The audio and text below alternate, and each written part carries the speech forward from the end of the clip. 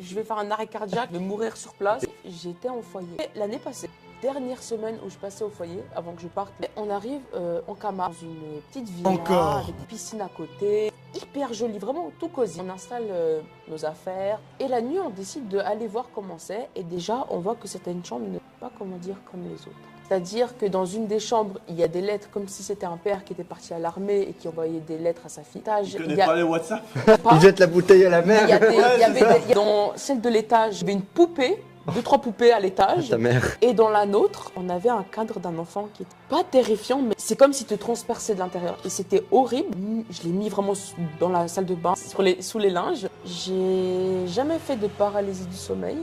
J'en ai fait une. Mais c'était une paralysie du sommeil, genre, il n'y avait rien. Juste, je pouvais pas bouger. Juste, j'arrivais des fois à revoir la tête du garçon. Quand je me réveille, je vais en parler aux éducateurs et aux jeunes. Et il y a genre 2-3 autres jeunes qui ont dit, j'ai fait aussi une paralysie du sommeil.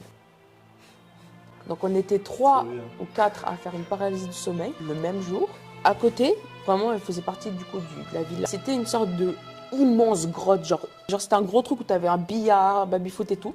Et genre, accroché au milieu, il y avait une tête, je sais pas si c'était de cochon ou de sanglier, mais genre empaillé, en énorme, hyper badant. On va tous se recoucher, sauf un qui fait un cauchemar en voyant de tête de cochon, mais genre presque carbonisée. Le lendemain matin, tout se passe bien, on va à la plage, on fait plein de trucs. Ensuite, on décide d'aller explorer un peu l'endroit, la grotte, enfin le truc bizarre, parce que moi, j'ai pas passé plus de temps que là, juste à passer un baby-foot. Je pense il y a une sorte de porte comme ça, entrouverte. Quelques jours avant, j'étais allée voir et j'avais vu aussi un masque de tête de cochon carbonisé. Et quand j'y reviens, elle est plus là. Wow. Et pourtant, je l'ai vue. Et en fait, on a fait la cohérence entre le cauchemar du gars qui n'avait jamais vu cette tête de cochon. C'était très badant.